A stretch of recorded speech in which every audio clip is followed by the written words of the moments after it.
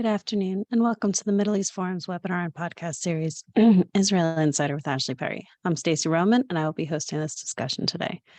We're pleased to have Ashley Perry, advisor to the Middle East Forum's Israel office, join us each week to update us on all the events going on in Israel. Mr. Perry will be giving us a briefing on current Israeli affairs for 15 minutes, then open it up for questions. Should you wish to ask a question, please use the Q&A box located at the bottom of your screen to type your question. And with that, I will turn the discussion over to Mr. Ashley Perry. Thank you very much, Stacey, and good evening from Israel. First of all, I'd like to apologize. Last week I had to cancel relatively last minute. My voice was going, so I asked Alex to step in, and I understand he did a good job. So following up from that, this week we're going to start talking a little bit about international pressure on the likely incoming government. First of all, let's look a little bit about precedent from the past. And we can see there's been a few times in the past, going back even till 1977, when Menachem Begin broke the almost 3 decades hold on the prime ministerial position and pretty much the functioning of the government by the left-wing Labour Party. That was the first time that they lost an election, and the right-wing Likud party, that was when it was created out of 3 smaller parties, Menachem Begin came to victory. Much of the world saw him as an unrepentant terrorist at worst, or at least belligerent at best. There was all talk of governments boycotting him. He would be ignored, snubbed, boycotted around the world. As we know, in the end, he was dealt with, and in the end, he even brought peace with Egypt in 1979, etc. If we fast forward, we see something similar when Ariel Sharon took office. I think it was 2003, if I'm not much mistaken. And again, this was someone with a bad reputation, someone who'd been blamed for what happened with the Israeli invasion of Lebanon and the Sabra Shatila and all these sort of things. And again, there was this feeling that he would be ignored, boycotted, snubbed by the world. And again, it didn't really happen. In the end, he was able to achieve the disengagement, if you look at that as an achievement. But in the end, he was someone that was not ignored by the international community. And again, something that I'm a little bit more familiar with is Avigdor Lieberman. When Avigdor Lieberman came into office as the foreign minister in 2009, there was again talk that, someone who made comments in the past and whose position was inconsistent with certain international positions as it was relayed at the time would be, again, not really welcomed in capitals around the world. That didn't really happen.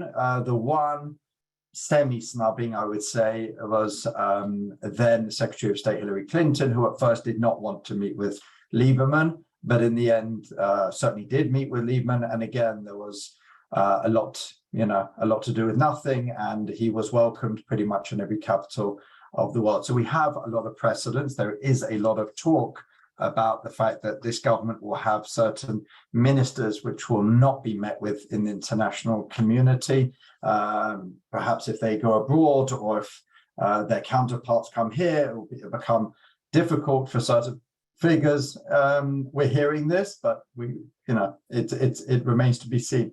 The most important partner for Israel, obviously, is the US, and that's where a lot of focus is. Behind the scenes, there is a lot of conversation going on whether and what to do about incoming Internal Security Minister Itamar Ben-Gvir, incoming Finance Minister Bezalel Smotrich. Don't forget, Smotrich was Housing Minister in the past. So it's not like he's a completely new face to Israeli politics or even Israeli government. And he did meet with certain counterparts during his tenure as Transportation Minister, but he has been lumped in with Itamar Ben-Gvir on this. The US is trying to decipher a policy. There are 2 camps at the moment in Washington about what to do. There are those who want to come out up front and say, we will not meet with Ben-Gvir, Smotrich, perhaps even others from their parties who will be holding ministries. And there are others, which ironically or not, however you look at it, is led by Secretary of State Blinken, who actually doesn't want to come out with any policy up front, wants to sort of look, as he laid out to the J Street conference this week, he wants to say, let's not look at personalities, let's look at policies. And basically that was his way of trying to get around the question of whether he would boycott or not. Certainly, they're not going to rush out to meet with any of these figures. And at the moment, the US ambassador has not necessarily met with either of them in their current position, although Itamar Ben-Gvir was invited to the United Arab Emirates National Day celebrations. Usually they invite senior figures, ministers come, members of Knesset, and the fact that he was invited, and it was a good photo opportunity to show that, you know, if the United Arab Emirates are inviting, warmly welcoming someone like Itamar Ben-Gvir, you know, it becomes harder, let's say, for Europeans and others to snub such a figure. What is happening behind the scenes is there are a lot of phone calls to Prime Minister, incoming Prime Minister, he's not Prime Minister at the moment, but incoming Prime Minister Netanyahu, to try and send messages about what exactly will be the parameters of this government, laying out what it believes the international community's red lines will be, led by the US.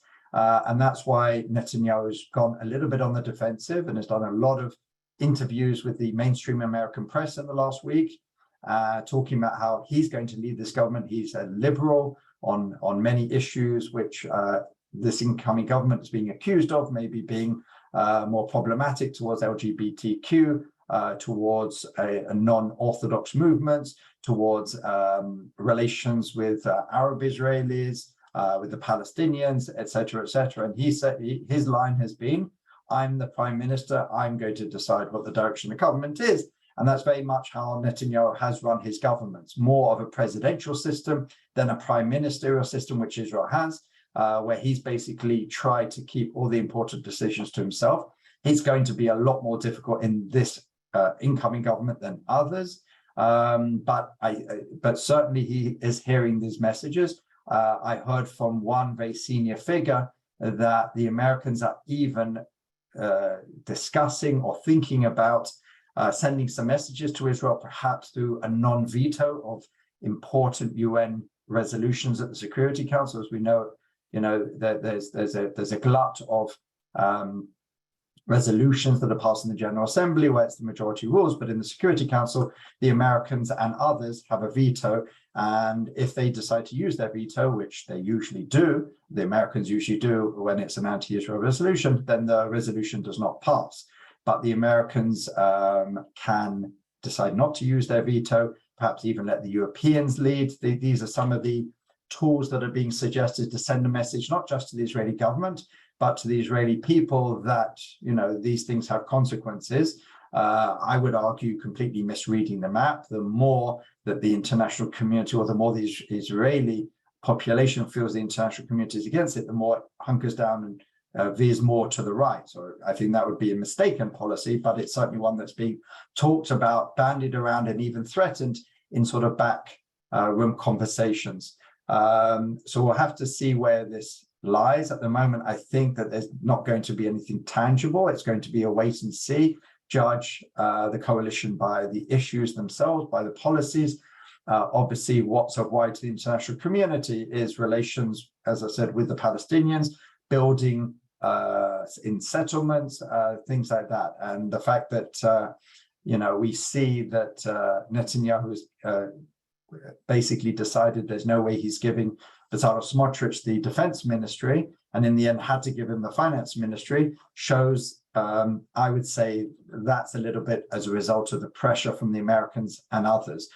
He's almost certainly going to appoint someone from the Likud, someone who's relatively loyal. Yoav Gallant, a former senior IDF official, came out of a meeting. Netanyahu held a slew of meetings with the members of his Likud party to, you know, to as his people put out, to just discuss potential positions. But it's clear that some came out grinning a lot more than others, and apparently Yoav Gallant came out grinning from ear to ear and said it was one of the best meetings of his life.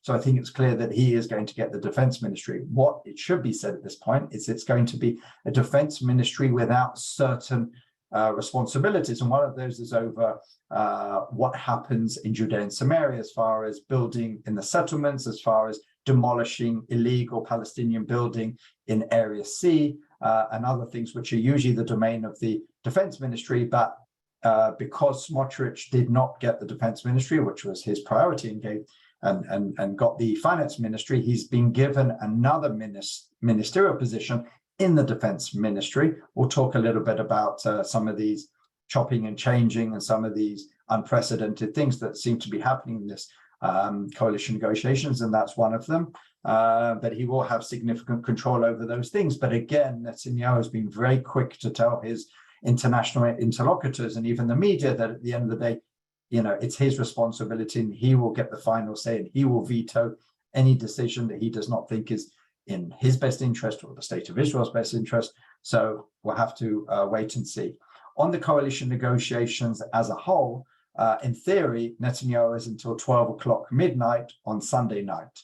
That's the 28th period he was given as a mandate by President Herzog, and it runs out Sunday night. It's clear that he will not be able to finish his coalition negotiations by then, but there's a relatively standard 14-day extra that he can request, and pretty much it's unprecedented that he won't get it. There's no particular reason. It's not like there's someone else that Herzog could give the mandate to try and form a government. There's no one else really who could potentially achieve that. So I think it's almost certainly going to happen. The Netanyahu camp is slightly worried because, in theory at least, the president does have the possibility of saying, no, you've used up your 28 days, you weren't able to form a government, let's try and give it to someone else. But I don't think that's likely to happen. At the moment, he seems to have closed, I wouldn't say more than verbally, but not signed agreements with all the parties that ran together in the Religious Zionist Party. That's Bezalel Smotrich's Religious Zionist Party. There's the Otzma Yehudit party of Itamar Ben-Gvir, and there's the tiny one-seat party of Avi Maoz from the Noam party. Today, he also signed, he received a letter from the United Torah Judaism, the Ashkenazi ultra-Orthodox party, which basically laid out what it requires. For some reason, it's not laid out in the same way as the other agreements. As I said, they're not agreements yet. They're not formalized agreements, but it said that what ministries it wants, what important committees in the Knesset it wants to hold, and there's no great shocks there. They will take over the housing and construction ministry, and most important for them, they will control the finance committee in the Knesset, which is extremely powerful when it comes to giving out budgets and where the state's money goes. The only party that it does not have out of its likely partners at this point is Shas, the Sephardi ultra-Orthodox party. There has been rumors that Aryeh Deri, the leader of that party, is not at all happy about what he's been offered. But I think at the end of the day, they will find a way around it. What is potentially problematic from Netanyahu's point of view is to ensure that everyone gets what they want. He will have to pass certain laws. And to do so, he needs to control the agenda of the Knesset. And to do that, he needs to make sure the Speaker of the Knesset, the person who decides on the schedule and other matters, has to be someone that he can trust. At the moment, it's Miki Levy, which is still from the previous government, or the current government, I should say, because that's still the current government, from the Yesh Atid party. And obviously, he's not going to help Netanyahu and try and delay things as much as possible. So they're trying to unseat him. Netanyahu did manage finally to get the 61 signatures he needs to at least hold the vote, which basically forced Levy into holding a vote next Monday, which will go through. And then they will be able to control the agenda. But as I said, they need to pass certain laws. The first law that they need to pass is a law that will ensure that Aryeh Deri, as someone who took a plea bargain last year for fraud, will be able to sit as minister. It's not clear exactly if he'll be able to serve as minister. We know this is someone who served jail time in the past and then was banned from politics for 7 years after that. But this time he took a plea bargain. So it's not clear if he can serve as minister or not, but they're not really taking a chance, the incoming coalition, and they want to pass a law specifically that allows someone in Deri's position to hold a ministerial position. And Aryeh Deri is going to return to the position he's held for many years in the Interior Ministry, and apparently alongside that also become Health Minister. And he's made the proviso that he'll sign an agreement only if he can swear in with all the other members of the government. So they would need to pass that very, very quickly within the next 2 weeks. So there's quite a lot to do there, and also some of the other laws which would take certain departments out of certain ministries. There's been a large complaint amongst the opposition and many Israelis that as well as handing up ministries, which is normal to different parties, to different people, they've also taken chunks out of existing ministries and moved them around. The education ministry is a case in point. Some of the departments, informal education and others, are now going to other people, not necessarily the education ministry, and also the defense ministry. So the people who currently hold these positions are basically said that the minister who's going to come next is basically going to be defanged. They're going to have not as much power, not as much control, not as much to do as they currently do. So that is certainly being talked about quite a lot, but until we see the final agreements, which will only be signed really at the last minute, because that's the way these things usually go, because the less time there is, the more leverage some of these parties have over the incoming prime minister to get what they want.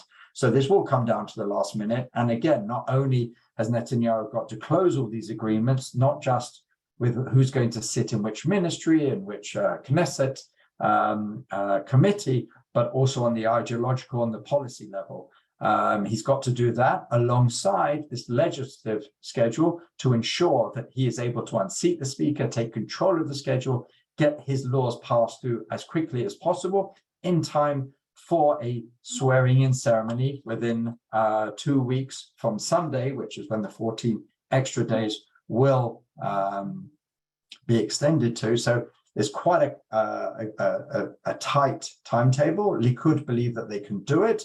The opposition will be doing everything possible to try and delay it, to make sure that it doesn't he doesn't succeed within the extra 14 days. So we'll have to see where it is. On the opposition certainly at this point, I would say the incoming opposition, they're still very much in government, is very much being reached out to by Netanyahu, even at this late stage. There are some who are saying that Netanyahu is sending intermediaries almost every day to try and bring them in. From where I started, the fact that the international community are unhappy, to put it mildly, about some of the figures and policies of this incoming government, but also because Netanyahu prefers something more centrist. There's going to be some powerful figures from the extreme right, which is going to make his life very difficult. As we know, Netanyahu is not too far on the right on many of these issues. So he would certainly prefer to bring in someone from the opposition, perhaps to replace, or at least to give him a little bit more wiggle room, because obviously if you bring in a party with 6, 7, 8, perhaps even the Gantz party, I believe, with 11 seats, then he is able to have a lot more wiggle room. So that's something that Netanyahu will try and achieve. There are some suggestions that he won't be able to bring in someone like Benny Gantz now, but perhaps after he's passed some of these more problematic laws that Gantz said he will not support, but perhaps once they've all passed, it will be easier, more palatable for him then to join. That's something which we'll see. Perhaps that's another reason that Netanyahu is keeping the defense ministry within the Likud, so it would be easier to give Benny Gantz that position back, because it's a position he holds at the moment. But certainly he wouldn't be happy with the fact that it's been, so as I said, some of the departments and some of the control has been taken by people like Smotrich. So there's a lot going on. There's a lot going on behind the scenes. There's a lot of discussions, a lot of intermediaries, a lot of threats, perhaps from abroad, or promises made. And we'll have to see exactly how that plays out in the coming weeks or months. But I believe that this government will be sworn in within the next couple of weeks. And I think the international community is taking a let's wait and see position for now. And with that, I'm happy to answer any questions. All right, thank you. Reuven Haq asks, do you consider it at all unseemly for all of these great proponents of free and democratic elections, the United States, for example, to tell the freely and democratically elected incoming government what it can and cannot do before the government is even formed? Well, first of all, whether it's right or not, it happens. It certainly happens. It wouldn't be the first U.S. administration to tell the Israeli government or the Israeli prime minister what it expects to happen. I mean, the Israeli government has been strong-armed into many things in the past. We can go back to 1991 with the Madrid conference. We can go back to Oslo. We can go back to the disengagement. On many of these things, there was tremendous pressure. At the end of the day, they can't tell them exactly what to do, but the Americans and the international community as a whole has quite a lot of leverage. Netanyahu is someone that they know quite well. As far as whether they have a right to boycott or not, if I was to play devil's advocate, we can use Austria as an example. A number of years, Austria had a government with, I believe they're called the Freedom Party, which was a far-right party with a history of neo-Nazism, etc., etc. Well, the Israeli government was debating whether to boycott the whole government. In the end, they decided not to boycott the whole Austrian government, just not to meet with the specific ministers that represent the Freedom Party. So it's not like it's unprecedented, even from the Israeli point of view. There are certain officials around the world, even from friendly countries, which Israeli officials will simply not meet, even at the UN level. I mean, there was an example of that even this week. So it's not unprecedented. Is it right? That's to be debated, but that's diplomacy, that's leverage, that's what countries do. And it certainly wouldn't be the first time that the Americans have made their position extremely well known to the Israeli leadership. Thank you.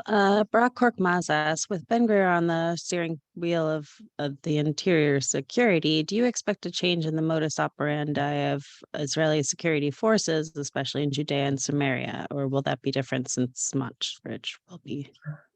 Well, first of all, internal security, in theory at least, does not extend over the Green Line to Judea and Samaria. Interestingly enough, one of the things that Ben-Gvir has demanded is control over the Magav unit, which is the border police, which does go over the Green Line.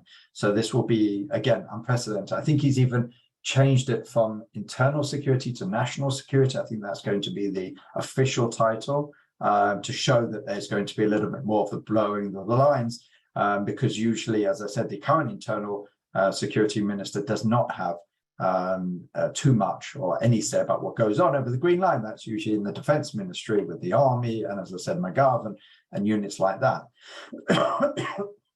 But certainly another achievement, if you like, of the Otzma Yehudit party is they want to change the rules of engagement, and about whether Israeli soldiers who are doing their duty can be prosecuted, etc., etc. That's caused quite a lot of debate in the last few years of Israeli soldiers who have killed a terrorist or someone that they believe to be a terrorist, or whether they use too strong a hand or what have you. As someone who comes from a very strong or extreme right-wing position, Itamar Ben-Gvir, in almost all of these situations, and as a lawyer, even represented many of them, believes a lot of these people are innocent or should not have even been on trial, should not have been in jail. So he is looking for a loosening of the rules of engagement. Netanyahu will certainly find that difficult, and that's apparently one of the grievances that Ben-Gvir already has now. He said that Netanyahu is walking back on certain understandings that we had. Probably that's one of them. Again, I would suggest and argue that it's probably thanks to international pressure, who certainly did not like hearing about some of these promises that were allegedly made to Ben-Gvir. So certainly we'll have to see exactly what happens, but Ben-Gvir at the moment is unhappy about certain agreements he believes that have already been walked back on. And as I said, this sort of just points to how difficult Netanyahu's life will be, during the tenure of this government moving forward. Thank you. Barry Werner asks, what is it that the U.S. and the rest of the Western world might be afraid would happen if a far-right Israeli minister would do something that they don't like?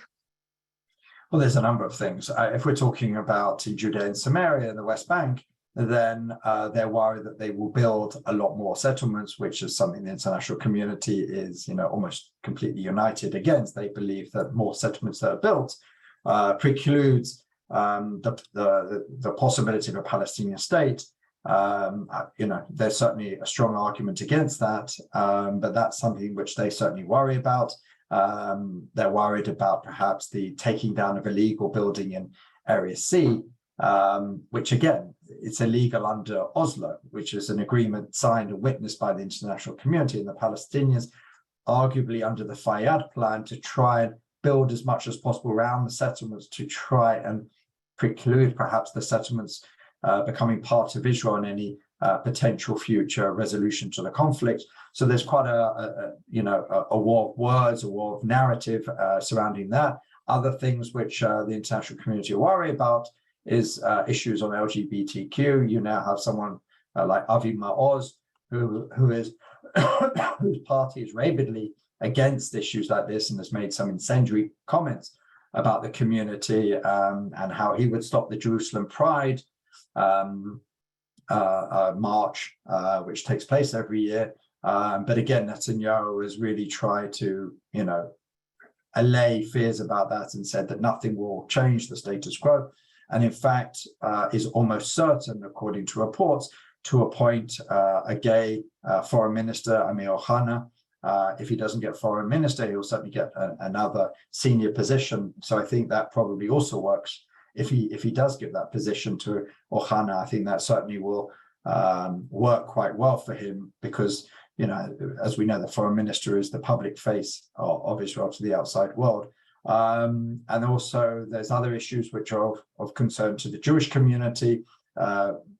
Every party except for Likud have talked about changing the law of return, which allows anyone with one Jewish grandparent to make aliyah, to immigrate to Israel. There's talk of taking that one generation forward and just allowing someone with one parent, one Jewish parent. Those are the subjects of calls that Netanyahu is receiving from major Jewish leaders, especially from the US, every day.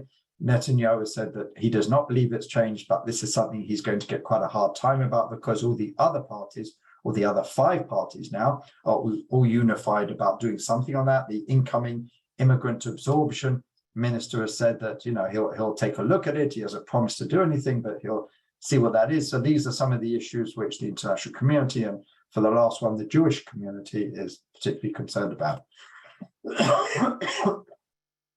Thank you so much for that answer. We have a question here. It says, do you think the new government will be more proactive in providing defensive materials to Ukraine?